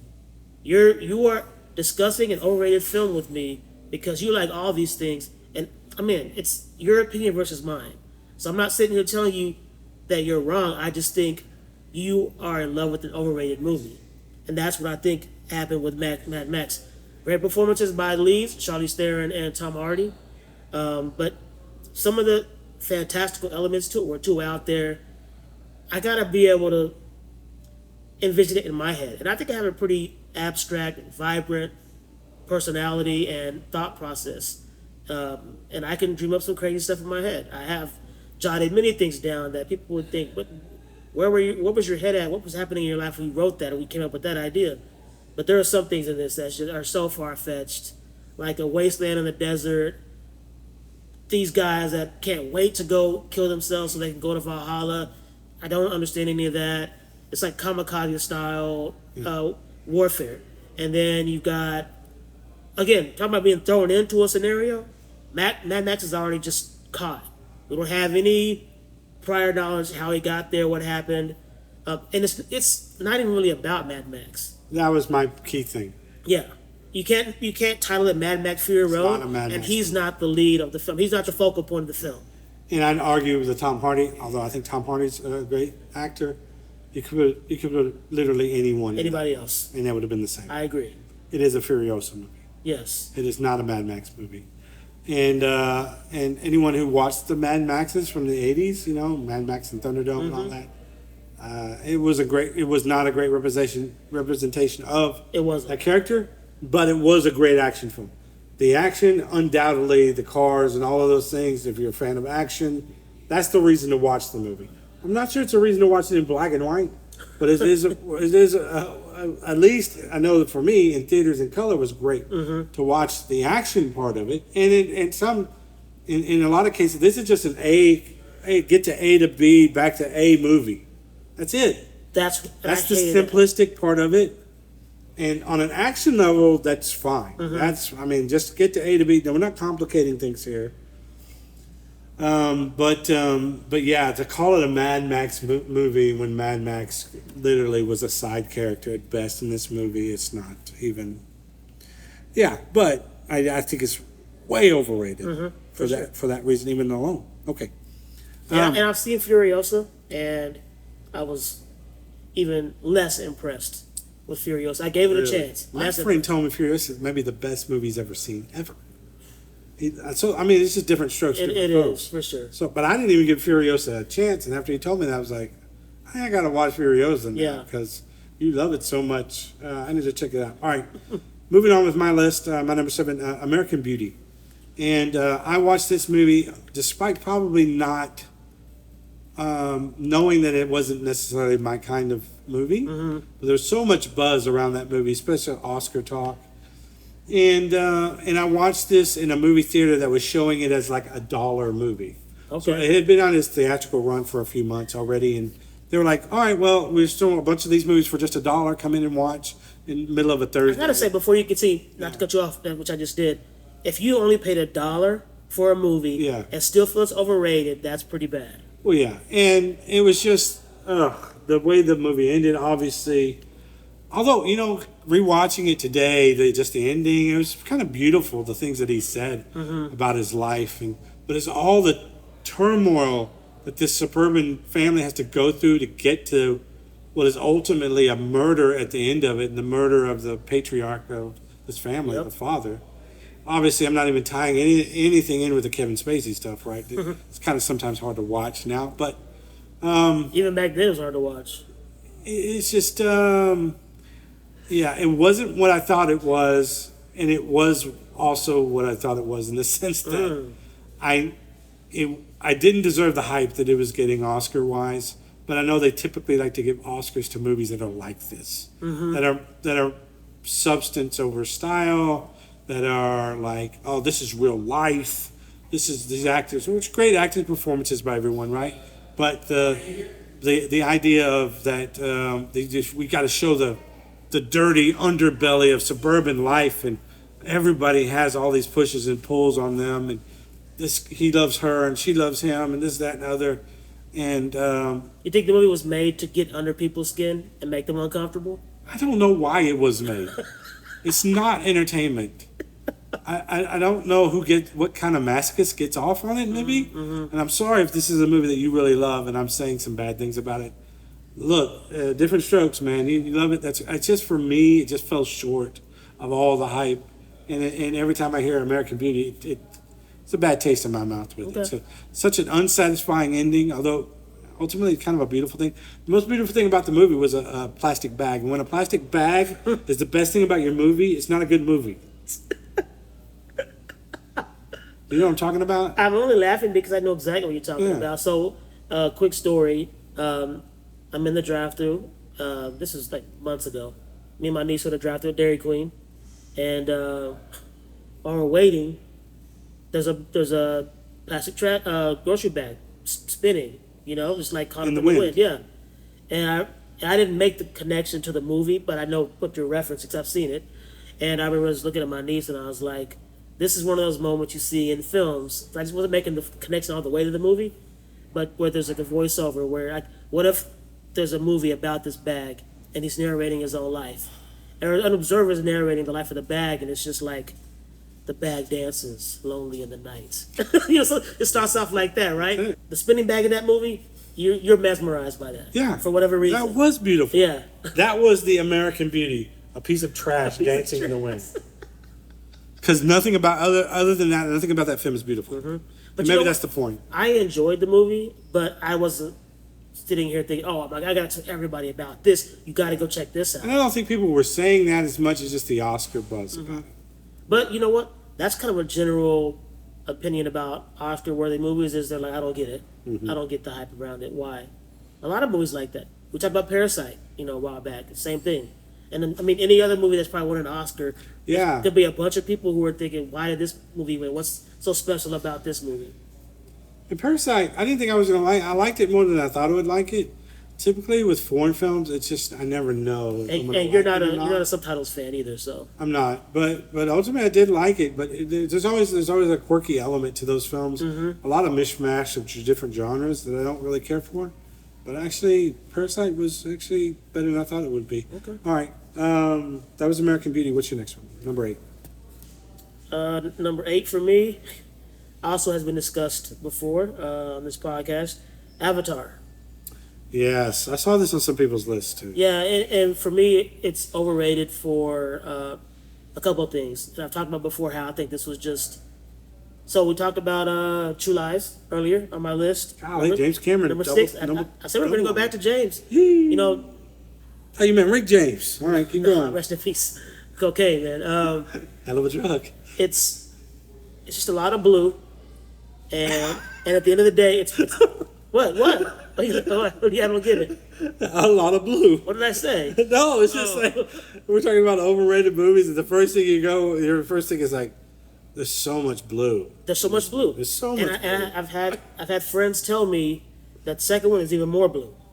We get way more blue. Yeah, the ocean. Yeah, go over the top of the blue. But no, for me, what this is people got caught up in the spectacle of what it is. It is a spectacle, and remember, this is the height of 3D. 3D. Glasses. So, and I saw it in 3D, and I was not just blown away, but I thought, oh, this looks good in 3D. It was okay. Because I had seen movies in 3D prior, and I labeled it as gimmicky. It's something you just do in post to try to make more money off of the audience. That's all I thought of it as.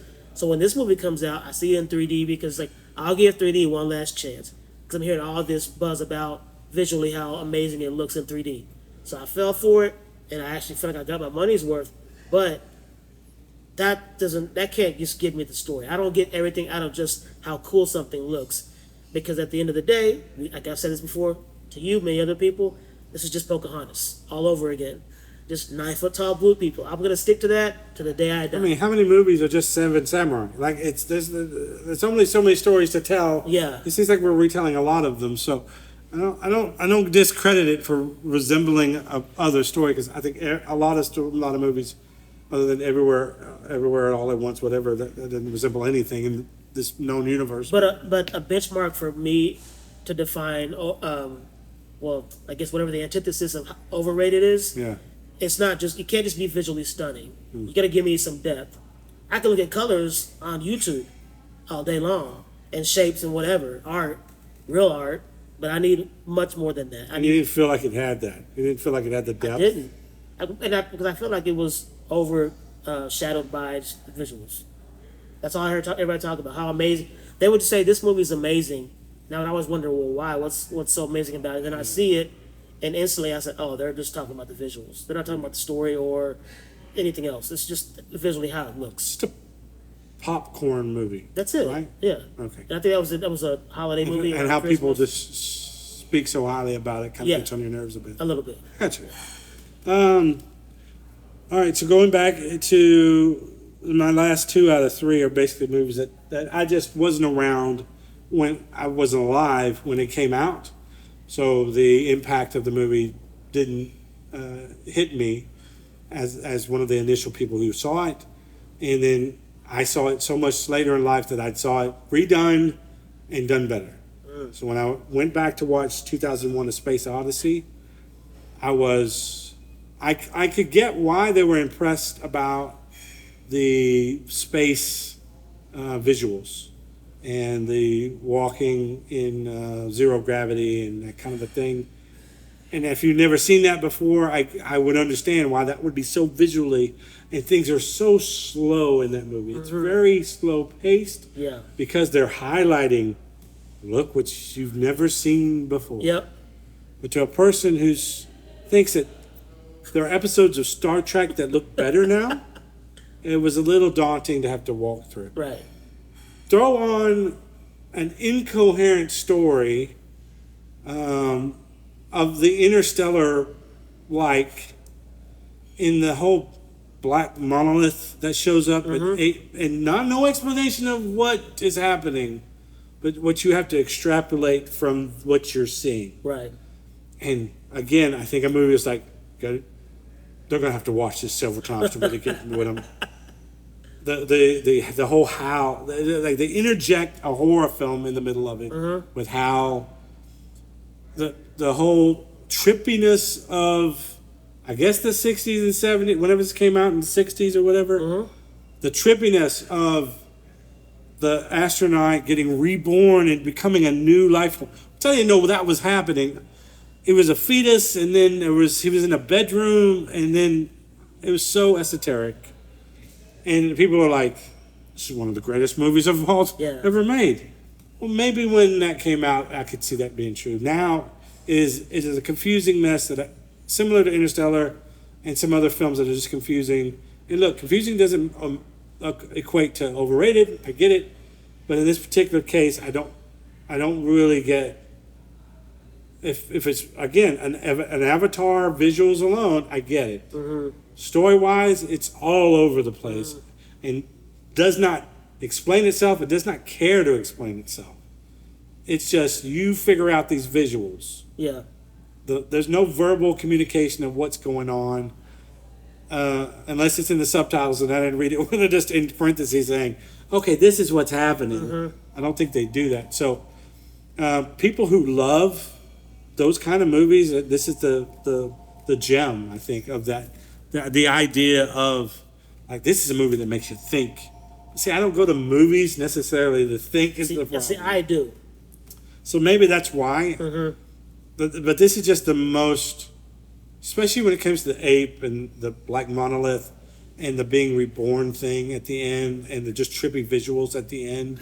And then you have to work out in your mind what happened. And only through retrospective videos was I able to figure out what was happening. In the time that when I watched it, I had no clue. Yeah. And I was like, this is just strange. And I'm just going to chalk this up to somebody with an LSD addiction that wrote this movie and filmed it. That's one of a 60s, 70s drug-induced hallucination. I'm going to chalk that up to that. But to chalk a hallucination up, and then some people hold it up as the gold standard of, this is one of the top 10 movies ever made, is ridiculous to me. So, way overrated. Okay.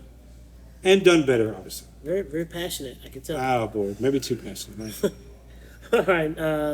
Number 9 from my list, True Romance.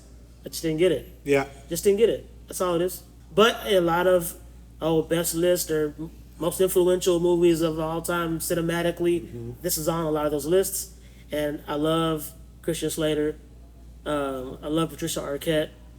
Of course, I love Gary Oldman. I just didn't get this movie. Christopher Walken. Yeah, I didn't get this movie. Just didn't get it. Well, it's a Tarantino written movie. He didn't direct it. But you can see Tarantino all around that. And that's what's funny is I often tell people, like, he's one of my favorite directors. I think I like all of his other movies except this one. And he just wrote it. He didn't direct. Well, yeah, I bet if he directed it, you would have liked it. I think so. A lot. Because there were elements where I thought to myself, this could be a little different and I would like it. And there were just pieces of it like that throughout the film, like little sections. Yeah, I saw it, and I was meh. It's okay. Some good moments. That's the thing about Tarantino's always going to give you some good moments. That's what I'll say. I'll just say that I thought it was, okay. And real quick, I saw it later in life. Before you go on to your next one, because there's nothing to say about this movie anymore, but you talked about 2001 and how you said you've seen it done since then better. Right. You said the same thing about, what was Chinatown. Yeah. But you didn't say what it was you've seen that's done better than that. You just said you've seen it done better. You didn't give me a reference. Yeah, so like detective movies that are better than Chinatown. Look, it's not my best genre. Like I'm not actively seeking out detective, but are we talking about like Mulholland Drive, or are we talking about there's just not many of them. Yeah. So both of those are on a lot of the same list though too. Yeah. Look, honestly, I can't think of many detective-ish movies. I mean, in a sense, Blade Runner kind of is that in the future. What about Vertigo? No, I don't. I know that I think I've seen it. I just don't remember very much. Oh, okay, all right. Yeah, I give it a couple. I know there's one with Liam Neeson that just came out. That's kind of a noir, old Hollywood type where he's a detective. Yep. I just haven't seen that. And then there was one that was on HBO that starred the reporter from the Mr. Robinson's Neighborhood, Mr. Rogers biopic with Tom Hanks, but he was the reporter for him. He was the reporter in that movie. Drawing a blank on his face. Anyway, that guy did it kind of a detective-ish thing for HBO as a TV series. That was really good. Okay. Perry Mason. Perry Mason. Yep, that's what it is. Oh, he's a great actor too. That guy. Yeah. I liked him in that. Okay, so my next thing is Air, the Matt Damon, Ben Affleck, Michael Jordan, The Jordan shoe. Jordan shoe. I was wanting Moneyball from this movie. You told me about this multiple times. Yeah, I wanted Moneyball, and what I got was an Amazon made for straight to Amazon movie. And the intricacy of Moneyball and the emotional tie-in that I got with Moneyball, I felt none of that for this. Matt Damon's character, there was outside of what he was trying to like. I didn't feel much for him. I don't know why. I wasn't rooting for him to succeed, and maybe because I knew the story already, but I didn't know the Moneyball story completely because I'm not a huge baseball guy.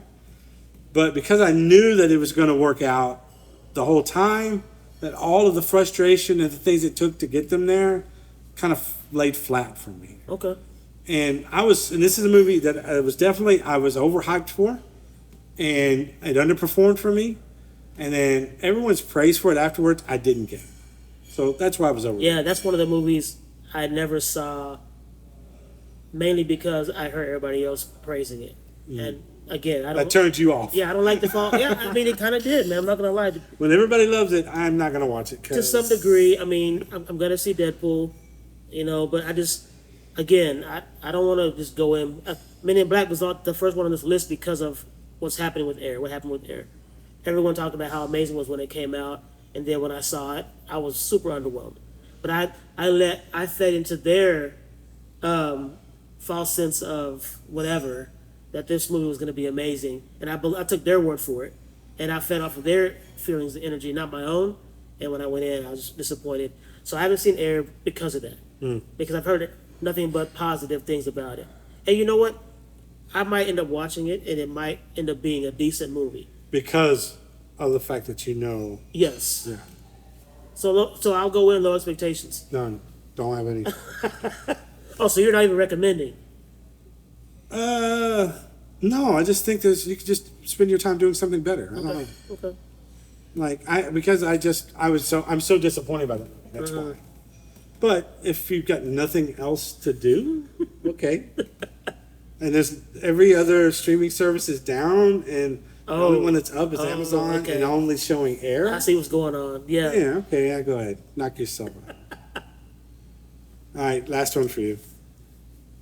Yeah. So this is a great way to end it, because I'm just not a fan of this actor whatsoever. Ooh. This actor's done, and he's had an illustrious career. Now, why are you watching his film if you don't like this guy? Illustrious career, very successful in doing the thing he does.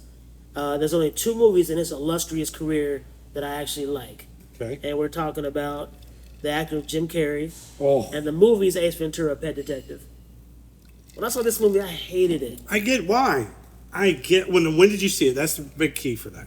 Right after it came out on VHS. So I mean, it was still a year after. Yeah, maybe, it was right? still maybe recent 6 months in terms of release time. Yeah. I almost put Tommy Boy, but I didn't put Tommy Boy. Wait a minute, but you're not a fan of comedies, and this is maybe the most comedy. Like it's out there for comedy. I really probably could have put top 10 underrated or overrated. They probably all could have been comedy. Yeah. For real. Yeah. But I got to make it dynamic. But diverse. I don't like Jim Carrey's type of comedy. I get it. Yeah. It's very over the top. It is. It's very like, please just sit still and calm down. Ace Ventura is the most over the top of anything that he has ever done. Mm-hmm. Yeah, even more than In Living Color. Yeah. Yeah, it was like again. Let me tell you something. It's like having an overseer on In Living Color, and then you go to this movie and you have no overseer. We're just gonna take all the reins off and let you do what you do. You want to talk out of your butt? Let's talk out of your butt. I'll never understand things that. in it. In Ace Ventura 2, there's some great funny scenes. When he's being birthed out of the rhino, it is so hilarious. There's a mechanical rhino. You've never seen it. No. There's a mechanical rhino that he's operating to stay undercover in the bush in Africa, and he has a fan in there to keep him warm, and the fan goes out, and he's just dying in this rhino robot. Just the heat. He's to the point where he has to take off all his clothes because it's so hot, and it gets to a point where he has to get out of the rhino. But the only way to get out of the rhino is through its back end. So here, this naked Jim Carrey is pushing himself out of the back of what onlookers think is a real rhinoceros. Right. And they're like, oh my gosh, look, the rhinoceros is giving birth. It's the beauty of life, you know? And it's Jim Carrey slowly poking his head out of it to try and get air. It's the most Jim Carrey It is. thing It sounds ever. like it. It's not. I'm going to send you that scene, and you're going to laugh. Okay. laugh. We'll see. And I'll tell you for real if I do or not. I don't think you will. I'll send it to you ironically. And just because there's nothing much really for me to say on this, the two movies that I like he's in, there's a movie you don't like, the number 23. Oh my gosh, I can't watch that movie again. Nobody was more happier than me when I found he was going to do a dark psychological thriller. Nobody was more happy than I love that movie. I'll see that number everywhere now if I watch that movie too much. And the other one is, I think, is actually a classic, and that's Eternal Sunshine of the Spotless Mind. Yeah. Love that movie. But it's dark, because that's I'm me. surprised you didn't like something like more movie-ish, like The Majestic. You know what I mean? I never saw The Majestic. Okay. Yeah, I never saw it. All right, my final movie is probably the movie it's the worst movie I've ever seen. Ooh, please don't tell me I love this movie. You don't. Okay, cool. It's the worst movie I've ever seen. It's on, I don't know what list I read to say that you've got to watch this movie. And I don't recommend anybody watch this movie. It's so bad. Sparkle with Mariah Carey? No. Okay. I'd watch Sparkle over this Oh, I can't wait. Let's go. every day of the week. Okay. Deliverance from 1972. Burt Ooh. Reynolds. Okay. John Voight. Yep. Yeah, and so this is a movie where these four men I can't remember if they're going on vacation, but they're on some kind of a trip together. And they get lost in the deep south. It feels like it's like the Smoky Mountains. You know, where there have been some inbreeding and things that actually in the Smoky Mountains that's pretty heavy. And it's, just be careful out there. Right? Yeah. So in this movie that I'm going into not knowing anything about. No trailer? You didn't watch the trailer? No trailer. It's on a list of filmmakers must see movies. Okay. I'm just knocking out the list. Right, as you should. All right. And I like Burt Reynolds. I'm a Burt Reynolds fan. All right. Young, bare-chested, hairy-chested Burt Reynolds. Let's go. Hey, yo. Right? And these four guys get lost and they get separated in basically what is these kind of like inbred village or whatever, and then one of the guys gets raped by another man on screen. And it's, Oh, really? Yeah, and they don't show anything that's, complete nudity, but they show the rape scene and him squealing like a pig, and they're telling him to squeal like a pig as they're actually, That is sexually crazy. assaulting him. Man. And I'm watching, and I'm like, what am I watching? Yeah. And then they have to kill some guys to get out of there. And You then finished this movie? the moment, yeah, I don't even know why I did. I shouldn't have. And then, their lives are freaking forever changed, especially the guy that was assaulted. And Oh, then he they have survives to- the movie? I think I'm not. I guess as a vegetable because he gets kind of like, Spaced out after that? yeah, it's not the same man that walked in the woods. Well, you've heard the old saying, right? Maybe. You walk into the woods, one man, you come out, somebody completely different. Wow. I just made it up. I don't know. But his case, yeah, and bleeding from certain orifices, I'm sure. That's so bad. It was so bad. Do not watch this movie. If you love this movie, I don't know. Maybe you shouldn't be listening to this podcast because we might not fill your quota because this movie, I can't believe that I watched it. I don't want everyone to see it again. Every time I see this on somebody's list, I rarely do, but it was on one of the lists that like one of the pivotal movies of the 70s or whatever, probably for that very bit of it where it was just bold enough to do it. That is the farthest thing that I want to see ever. Like, it's just so rough and basically they have to become worse men to get out of the Monsters situation yep. get out of the situation that they're in. I'm really surprised And you it will- finished this movie. And it will make you never want to go on any kind of road trip or anything like that. Because if you get lost in the woods, you just better be prepared. Maybe it warned people. Maybe that's best what this movie was for. Warning people to be on your P's and Q's in certain places that you don't know, in sketch places. Yeah. But anyway, the dueling banjos scene, I think, is the most famous thing that this comes from. Okay. And it does not have a good connotation. It is not. So, if you ever thought dueling banjos is a positive thing, like this thing where these guys are playing that on the porch before they do what they do, not good.